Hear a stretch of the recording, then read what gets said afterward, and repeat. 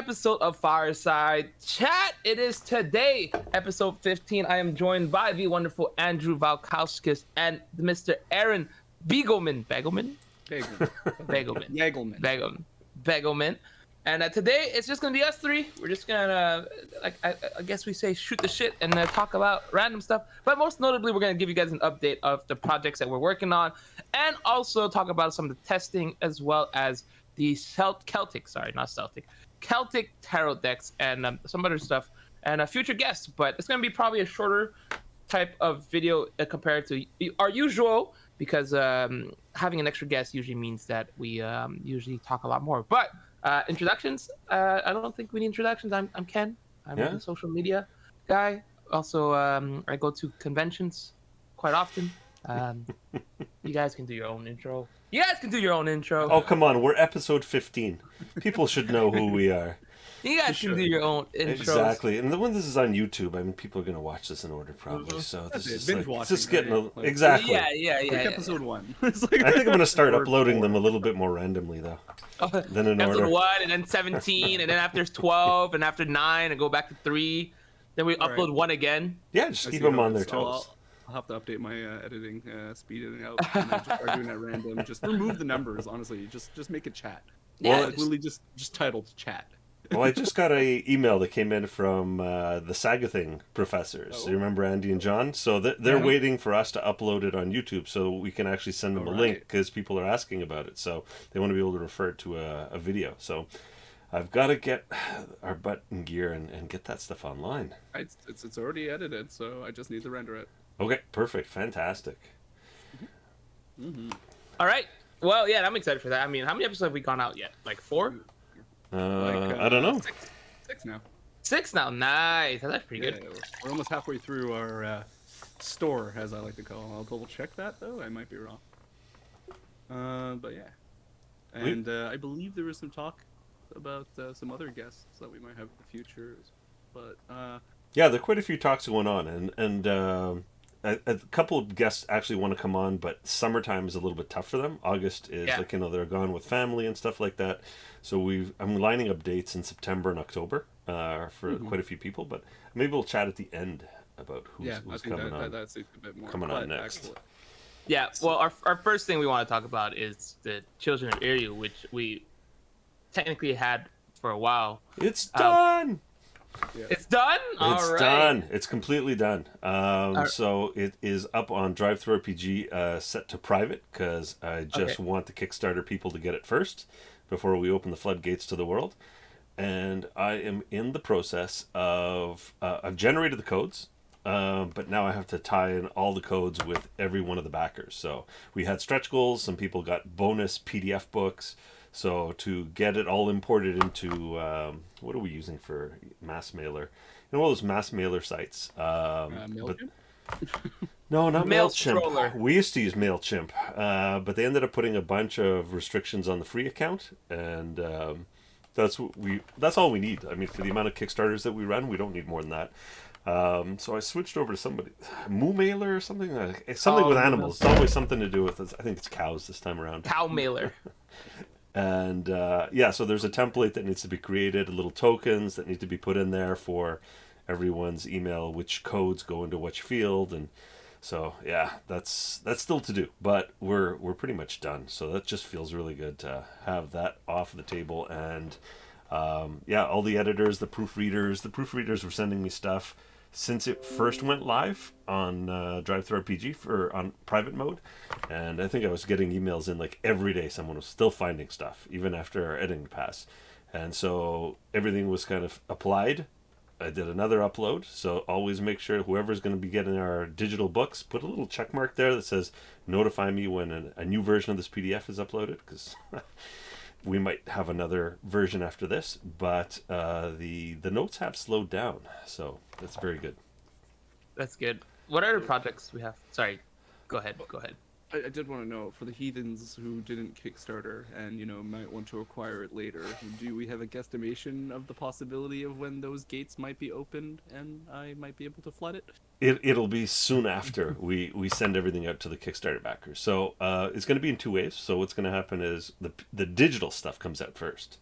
And then I think I'll probably wait another week until you've got several hundred people's eyeballs on it. And if there's anything else that's found, because editing and re-uploading a PDF is painless. But as soon as we send the file out to the printer, that's like you're waiting for like second printing, which will be like maybe in a year or two, if needed.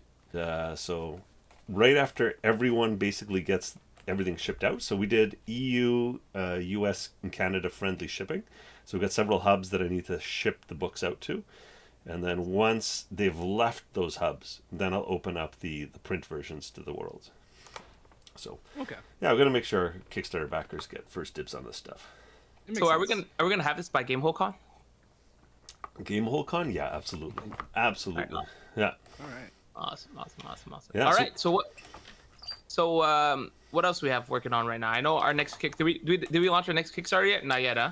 No, so it's ready to go. The page is all set up. The video has been created, uploaded. We had a first version of the video that went out on YouTube. So anyone can go to our YouTube channel and do a search for the Ultimate Viking Anthology, which has pretty much 1, 2, 3, 4, 5, 6, 7 things launching, and that's not counting stretch goals. So it's a massive Kickstarter with a lot of talent, a lot of authors, a lot of artists, a lot of game designers working together to get some really cool stuff out. So that one's going to be a big box that we're sending out, and then after that, well, that's going to be next year. Well, you don't want to announce any other projects. You don't want to like sneak peek what's the next Kickstarter after that, or you just want people to focus on this Kickstarter? Well, let's focus one at a time, because I know this is War of Shadow, which we talked about in a previous episode, which is our Viking horror investigation game. We've got Chronicle of Kings, which is a massive 5X board game that deals with like a dynasty of kings and queens. And then we've got, what else am I missing here? There's too many things cooking right now. I'm just thinking the imminent ones. Oh, and Vigrid. So I got news. I haven't mentioned it, but the development for the digital version of Vigrid begins in September. Nice. Ooh. Yep. It's gonna be on. Well, that's soon. That's like a few of next month. Yep. So that's eating a little bit of my time this month from this like logistics of sending everything out, because I do have to prepare all the design documents for the developers and the timelines and things like that, work distribution, because I think there's going to be like 2 teams working on it. So I'm excited for that. It's going to be on Unity, so we can actually have this out on multiple platforms. We can go mobile, we can go PC, we can go console, and the server is going to be an open source stack. Did you still plan on doing it as a NFT? Yeah, but that's going to be next year's phase. So first phase, by December, what I'm aiming for is to actually have an online rough version that we can get players on testing the content digitally. And then we're going to do a polishing phase over the winter. And then Nifties would be like the third phase. So spring or /summer. Yeah, that sounds super awesome. I actually super excited about that, because that's like the one game I wanted to play. But the NFT is the main thing that got me very excited. But I guess I'm going to have to wait till phase 3 for that. I guess. But it's massively collectible, right? That's the really nice thing with it, is there are so many possibilities with those cards that we can mix like thousands of variants of the cards that we already have in the base set that can be unique but not bust the game. Just a different combination of abilities over those 6 sides, because they're hexagonal cards. And do you have like a preview that we can show off real quick, or no? I'm gonna look right now if I can get an image that I can pop into the corner of our screen. Give me a second, and so then we can get a Vigrid preview. So here we go. How about, can we drag her? No, this is upload to Fireside. I don't want to do that. So I want to do this. Can you guys see this on stream? Let me just check I OBS. see it slowly, like, kind of nudging its way into Ken's screen. Oh, slowly. No, I just have to move the. I have to hide the Fate of the Norns. So here's a six-sided card right here, which is Freya the Goddess. So she has two types of powers that iterate over every other side, and she's part of the Vanir house, so like the clan. So that's the boar. She's a champion type card. That's the crown, and then there's an attack, a rune benefit that she grants, and her defense, and then she has different types of abilities. So if you look at the different cards, let me see if I can just scroll through these a little bit. We're using some of the old art that we had in previous books. So if you guys recognize, this is from Denizens of the North. So there are lands that have special effects. Let me see if I can move to... then there's win conditions in the game.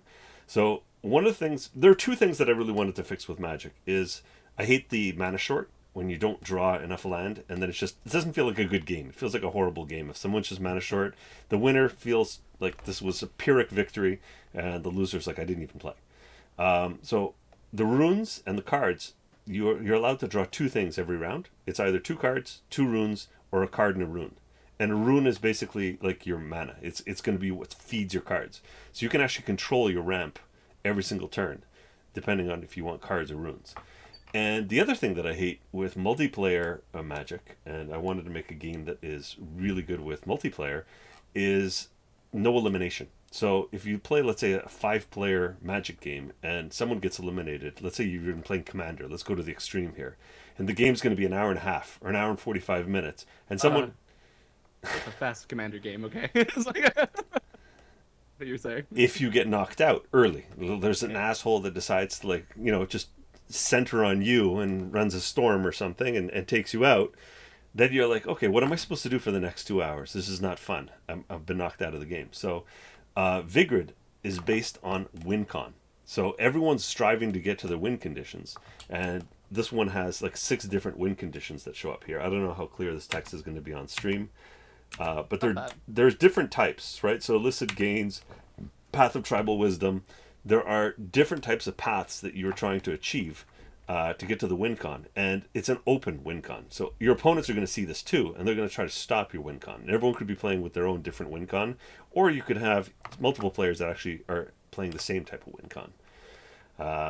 And when someone hits their win con, they win the game, and the game ends. So then you've got some items, item cards here. Armor, weapons that you can equip, long swords. Then you've got some units. So this is very much based around Norse mythology, so you'll end up having all kinds of units that are based on, barrow ogres, angels of death, ettins, Yarnvid wolves. So these are the ones that surround your champion, which would be like Freya. You guys saw Freya there. And everyone plays on a honeycomb little grid, so you can play down your cards. So positioning actually matters as well. So if you guys have played Hearthstone at all, in Hearthstone sometimes it'll hit the card and a card beside it or something like that. So there's limited positioning that matters. In Magic it doesn't matter at all. But I like the positioning aspect, and so it's in Vigrid as well, which will be very, very interesting. Okay, I know you could have things like flying. I've played some in the past as well. So like there's like also different like your typical creatures like that can do different things, kind of move around. You have the ship mechanic. Is that still in there? Yep, it's still in there. So you see the Night Wolf right here in the corner? Yeah. And the Night Wolf has the long ship icon after the attack, which means it can attack the back rank. So there's a front rank and a back rank on your playmat. And so the front rank's always, ready to fight and defends against attacks. And the back rank is where you're going to put some more valuable or utility cards. And you don't want to lose those. But there are things like the Night Wolf, which will sneak around to the back and take out your utility cards. So there's like different levels of like how you can basically poke one another, and like kind of just move around, the battlefield. So it's not just going to be the exact same game every single time. Okay, I'm kind of cool with that. All right. Yeah. I got to get you back to the beta table. Do it. I want to rebirth. I want to rebirth. Start over the whole DJ Dwarf all over again, because that was a mechanic that I was very fond of, and I want to figure out how to get it to work. Because it was explain how it worked. So basically, because everything was like on a hex grid, and like the cards will turn depending on how much damage they have, and depending on like that, they'll have different effects on them. you have kind of like a hero similar to Hearthstone for each team. So I had a dwarf, and his ability was very simple: is he can give 1 damage or heal 1 card that's essentially on his side of the field. Now the reason why that's super good is because all of his cards always proc when they would line up with each other. And so when they would line up and like synchronize with each other, that's when they would kind of like start their abilities, and then they would start doing the thing. So I called it DJ Dwarf because essentially it's you're spinning the different hexes nonstop, going through the different like combinations of it, and you're hurting yourself and healing yourself nonstop to get the different effects depending on what you need. And I keep slapping my mic. No, exactly that. That was your combo deck. And exactly. there were some people that wanted like aggro decks. Like Leonard made an aggro deck with like a lot of wolves and quick units that are low casting cost, like 1 rune casting cost. Ivan, I think, had like a control deck that he had made, right? Yes, way back in the day. And then who else was there in the big testing groups? Because this last year has been like a small group, 2 or 3 players that we tested during the pandemic with masks on and all that. But we got a lot done. So I'm excited. I'm happy to hear that it's going to be on Unity because I like Unity, and it's going to be a lot more accessible. I'm going to be able to peer pressure my friends into playing it more, so because it can be played over the internet. I'm excited. Yeah, that's one of my goals, is to have that like Pokemon style crossover where you've got the packs that you could buy at Walmart, but then you pop open the booster pack, there's a QR code, you scan it, and boom, you've got the deck in your online game. And I assume you're starting off with mostly Norse stuff, but since just Pendelhaven across the board has kind of gone into the Celtic and the different stuff, later down the line you're probably also going to branch in that general direction as well, right? Absolutely. Okay. All right. Yeah, it's all going to follow the RPG. I think the RPG is still the flagship that drives, the worlds that we add, the characters that we add, the stories that we add. Even though, you know what, the novels are actually overtaking the RPG in terms of the stories that are being told, especially with the new anthology, right? We've got novels from Stephen, Ed, and Michelle, so that adds a lot, and plus there's a Vergesa the Firewolf graphic novel that I'm doing with Vincent, so yeah, lots of new story arcs. Got a little sidetracked there for a second now. What do we get sidetracked about? We always get sidetracked. I mean, that's your existence in a nutshell, right? That is my existence. ADD, lots of projects. I realized I was muted that whole time. I was trying to talk, and I was like, "Why are they ignoring me?" I'm like, no one's answering. I was saying, like, I really like the design and how it compared to how it was before on Square, and I like when you're playing online that, like, for example, you can like drag your mouse or whatever on the icon, it'll explain what it is. That's like the best part of playing online. So that sounds fantastic. So I'm excited for that, and I love the art. Still can't believe I was muted. And the iconography, that was one of the things that I wanted to do to make it a little bit more accessible, is limit the icons to about 12 different icons in the game. And it saves you so much text. You don't need a card with like a wall of text. You just have like an icon that says, what's the trigger condition, what's the effect, how much, and the area, like the target. And so you've got this like compound icon that tells you everything, and you don't need to read a paragraph to figure out what the card does. And you can see it at the distance too. Yeah, that's very fun. All right, so speaking of cards, let's talk about the tarot deck. I know we wanted to touch base on the core rulebook conversion, but since we're already talking about cards, let's kind of jump into the tarot deck, and we'll touch base a little bit later on the RPG conversion. But tell us about the tarot decks. Since we have some pictures up right now, it'd be kind of interesting to see what can people do with this, or what is it about. Absolutely. So we had runes that basically drove everything until we got to the Celtic world.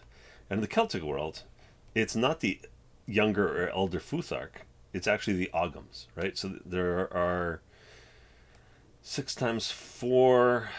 Is it 6 times 4? That's 24. Yeah. No, I'm just thinking about, and then there's the extended alphabet. So it's 5 times 4, 20.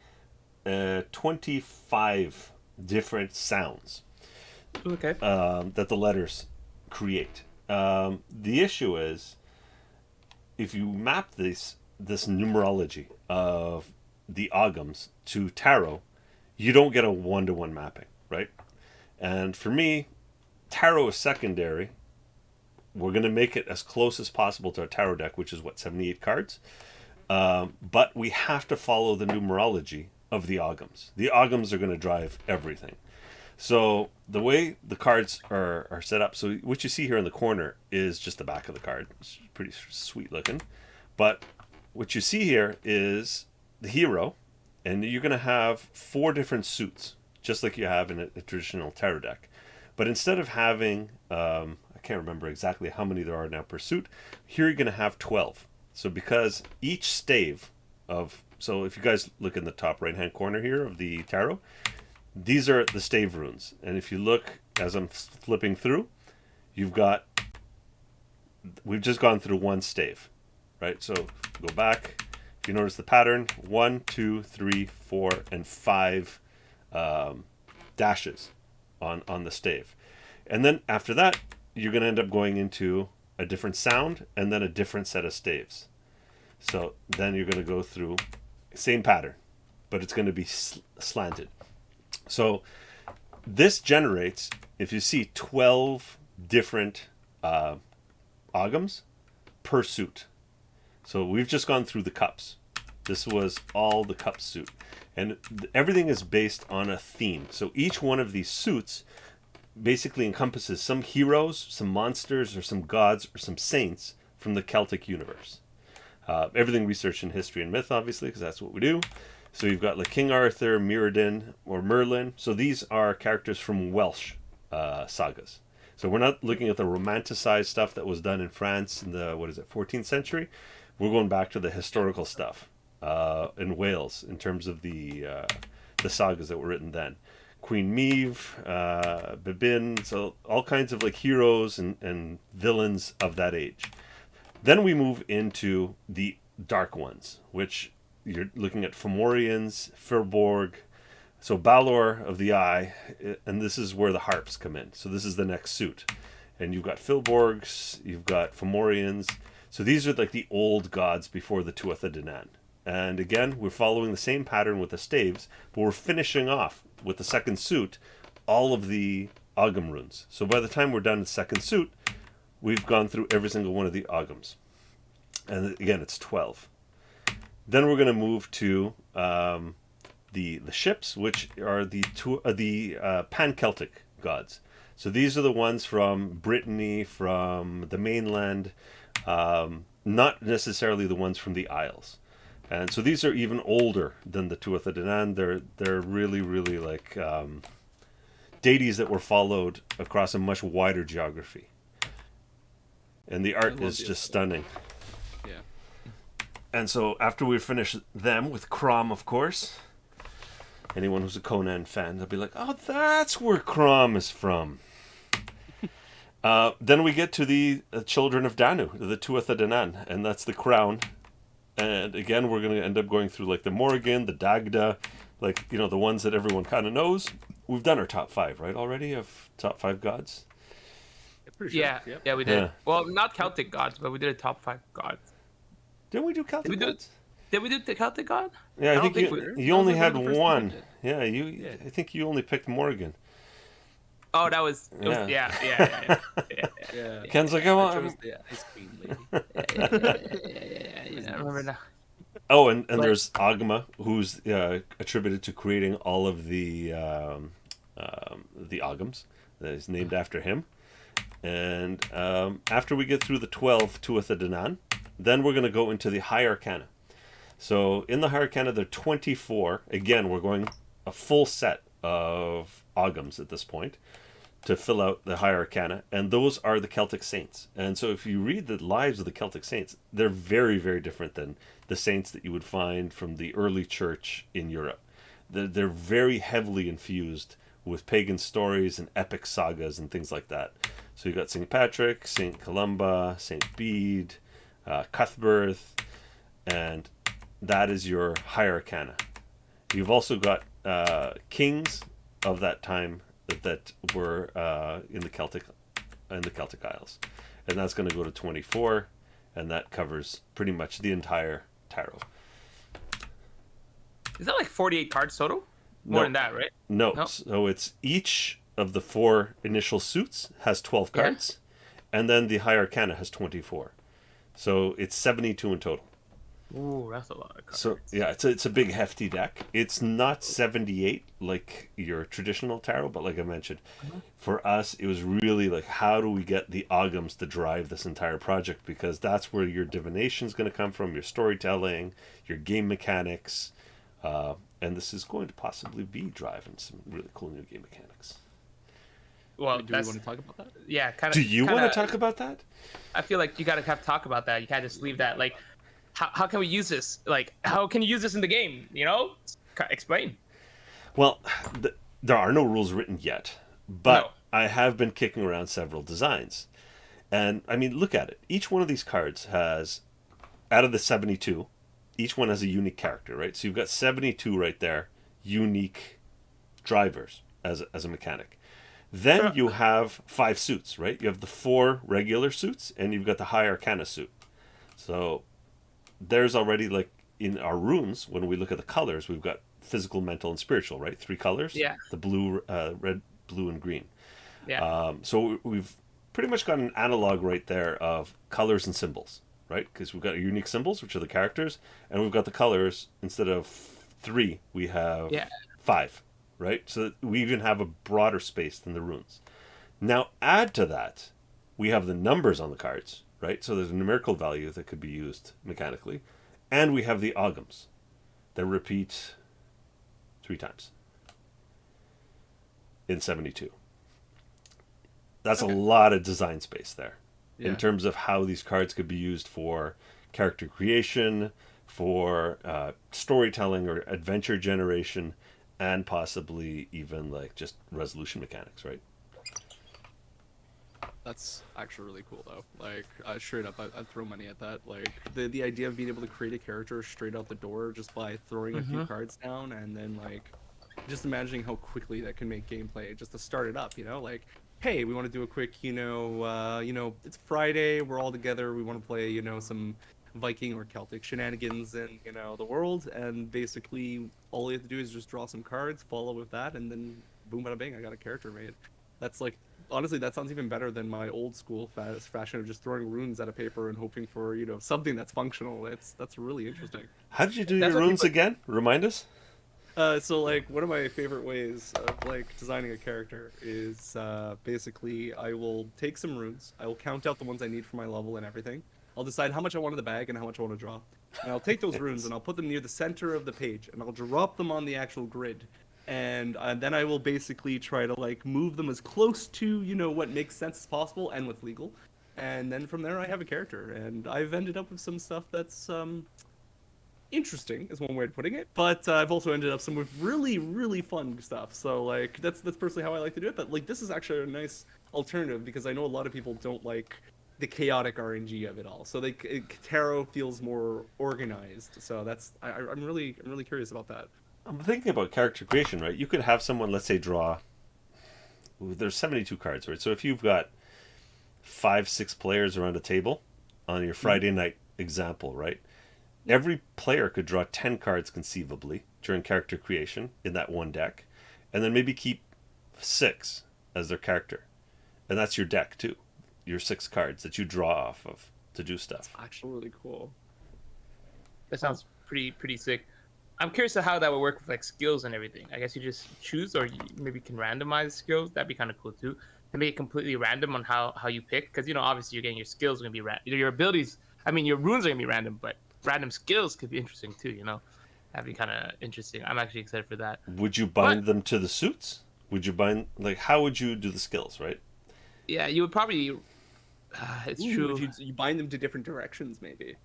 So, yeah, true. you break up the grid into 4, and then essentially you have to like throw a rune in that general direction. Not actually throw, but like like do something in that general direction. Yeah, just throw it in. What the number goes up to 5, right? It's like 1, 2, 3, 4, 5, right? No, so in each. How many lines? Oh yeah, so if you look at it in each suit, so if we start at 12, this would be like the 2-letter phonetic, and then you've got your stave, which is 1, 2, 3, 4, 5.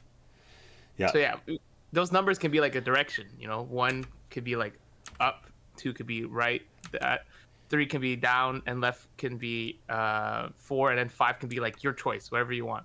So you get a little random. That could be kind of cool. That could be kind of interesting. Yeah. And it could kind of have like some sort of war mechanic, in cards where you end up everyone kind of has a hidden card, and then you're trying to resolve, and then you would kind of read what everyone kind of pitched, and it could be based on the number, or maybe the rune, or maybe the suit as well. The character could have an influence based on maybe the scene that you're in. Sounds like Vigrid. But that sounds interesting. That sounds definitely. I think that's pretty cool. I mean, obviously, it's gonna take a little bit of work for this, but having it able to make random stuff is pretty fun, in my opinion. I know people like their own building, but it'd be an interesting game in itself. My priority right now, after all the last 18 months, would be to create this mechanic to enable online play as easy as possible. So maybe just you upload these cards in the Roll20 deck mechanic, and then just make the mechanics as simple as possible for online play, and make that the first goal of this mechanic. Because I mean, it's the closest to everyone's experience these days. Yeah, that sounds like a great time. But since we're talking about the new design and everything, how about we jump back to our talks about the core rulebook conversion? How's it going with the testing? Since we're kind of talking about testing new stuff, how's it going with that? So, as well, maybe people don't know, so I'll do a little bit of backtracking here.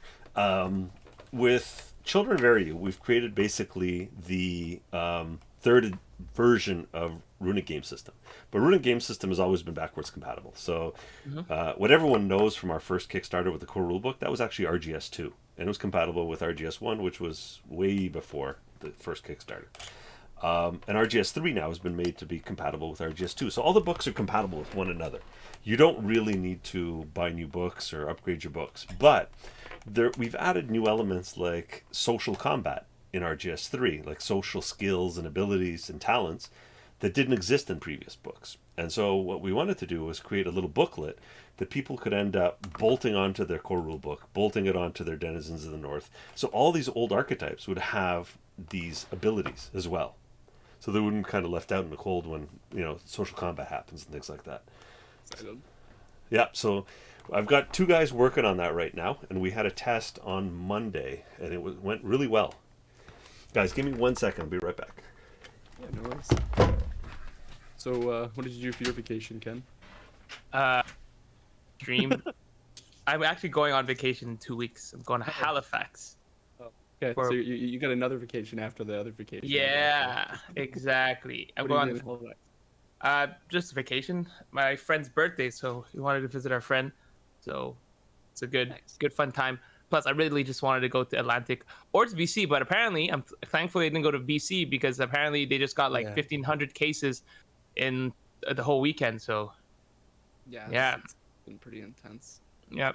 It's I'm very happy I didn't decide to take that we're all good trip around the world type shit right after, but the Delta variant is kind of like, I mean, you would have been a little bit sick. The thing about the double vaccine means that you're not going to be super duper sick. You're still going to get the symptoms, which is the worst part about it, is that you'll get symptoms and you won't think that it's like the COVID. You're just like, I'm just regularly sick, and then you just can and you're just going to transmit it to everybody, and then everybody's going to start getting it, and you're like, snap, that's the biggest thing. I'm super paranoid, so like the moment I go I just hide myself away. My throat is itchy. Nope, can't go outside. Nope, gotta stay inside, hide under my desk, not allowed to leave. Sorry, can't come to work, boss. Andrew, I can't join the call today. My throat's itchy. Sorry, I'm scared that you guys will get some scotch. The next variant's gonna go through the internet, and that's when we're really exactly. Shoot, don't curse us, man. Anything's possible these days. Knocking on wood. What was I saying? So I was talking social combat. Yeah, so that conversion book. I don't know if it's a conversion book. I still need to come up with a good term for it. But it's done by 2 guys that have been beta testing with us for the last 2 years. So they really know like both RGS and RGS2 and 3.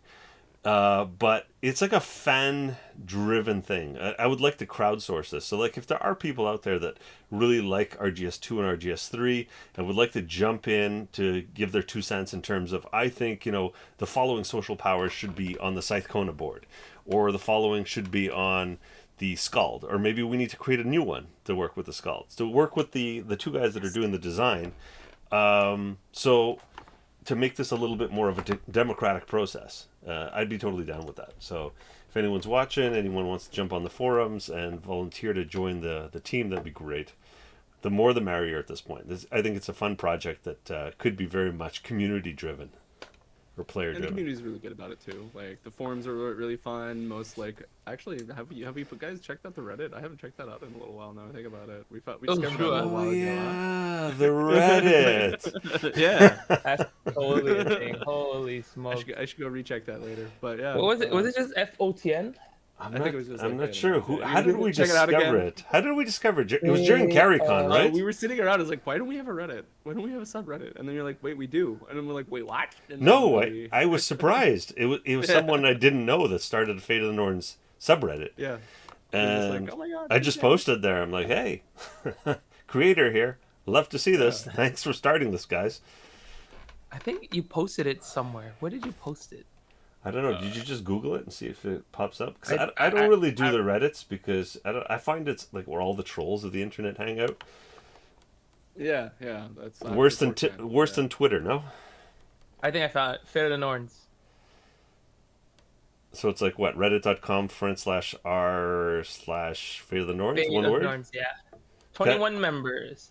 There we Oh, go. yeah. It's gone up. So a big going up. shout out to the channel and their moderators. So you guys can head on over there if you're Redditors. Go and hang out there. You mean subreddit, but yes. Subreddit. We went 5 months ago, and then there's a new post. It's like, how should I start?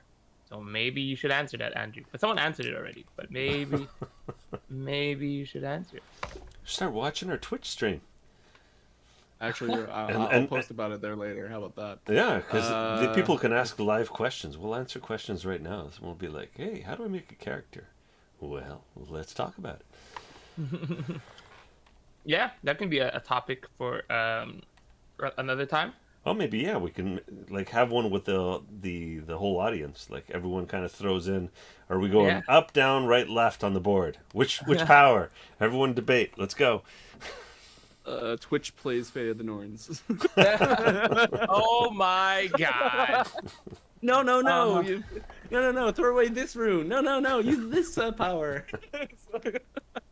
Can you do That That would votes? be the longest fucking combats in existence. Like, if you thought combat in RPGs were long now, imagine when you have over 100 to 1,000 people basically trying to decide what you're supposed to do at any fucking given minute. Are we going right or left? So It's what? we're still talking about the conversion, right? Like, if people want to join, Yeah. they can help you out. But it's just some way for that, like the older versions, to kind of adapt to the newer versions. Yeah. Right? So Essentially. if someone were to pick up Creatures from Fairy Tale and Myth Fate of the Norns edition, I put in RGS3 rules into that book. That was the first appearance of the RGS3 rules. And in there, I gave suggestions on how you could house rule it yourself. So basically like guidelines. So rather than do it all the work of like, this is the board for this archetype and this is the board for that archetype, it was more like, here are some good ones if you want to go in this direction. Here are some good ones in this direction. And obviously like the Norn would flesh that out for their own groups. But like I said, I've got two keen players that were beta testing for 2 years, and they were like, okay, it'd be really cool to have this already like predefined, quasi signed off by Pendelhaven as like the official upgrades to the existing archetypes. And so I said, well, I'll sign off, but it'd be really cool if this was like a fan-driven type thing where, you know, everyone kind of jumps in and throws their 2 cents that have been playing for a long time in terms of where they want this to go. That'd be really interesting. That sounds like a great time, honestly. Yeah, I think that's all we have for today. But the conversion thing, that's definitely very unique, and that's going to help a lot of people trying to play backwards, especially since I think social combat's very interesting. But if anybody has any recommendation on who we might want to bring on to the channel as a guest, I don't think we have anybody lined up so far. Andrew, do we? Do we have any No, guests lined up? what are we today? So we're still in August. So yeah, I think pretty Yeah. much all the people that I was talking to aren't available in August. So like we're starting to line some people up for September and October. But Yeah. this is, I think, just the dry season. Everyone's out doing their own thing. But as I mentioned in previous episodes, I've been in conversations with the folks at Wardruna. So they're a PR person for Canada. Amon Amarth ended up talking with the CEO of Drive-Thru RPG. So Steve, he's pretty much integral, I think, in the tabletop space. He'd be a really interesting guest to get on there, and so he can talk about how Drive-Thru RPG has kind of shaped the indie RPG market. There's some other people also that started talking to, but they're a little bit less on topic. I was talking to Aaron about it beforehand, before the stream. But they're cool people to talk with. So, there'll be some surprises that might not be exactly Viking or exactly tabletop, but some fun guests to bring on for a chat. Good to have variety, though. Yeah, I think that'd be okay. I think that'd be perfectly fine. But that would be it. Thank you guys so much for watching. You guys have been great, awesome. Thank you guys. We will be back next week. I don't know what we're gonna do next week, to be honest with you guys. But maybe we'll do some character building or something like that. Who knows? Who knows? Yeah. Something interesting for you guys. A live But stream we'll game forget. of Vanguard. Yeah. That'd be down. That'd be super cool. All right, everybody, have a great night. Scold. Skål! Go.